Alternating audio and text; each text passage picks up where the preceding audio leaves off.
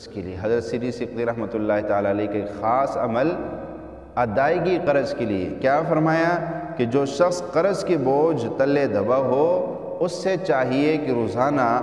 باوضو حالت میں قرآن پاک کی یہ آیات 313 مرتبہ پڑھے اور روزانہ اللہ کے حضور ادائیگی قرض کے لیے سر سجدے میں رکھ کر اپنی حاجت کا سوال کرے۔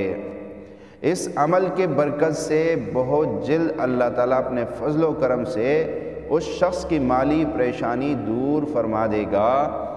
اور بہت جلد قرض کی ادائیگی کے لیے کوئی نہ کوئی ذریعہ بن جائے گا۔ آیات مبارکہ یہ ہے طاسین تلک آیات القرآن و کتاب مبین،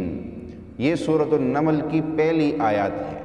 تو اس سورۃ النمل کی پہلی آیات کو پڑھنا ہے، جو طریقہ آپ کو بتایا گیا اس طریقے میں انشاءاللہ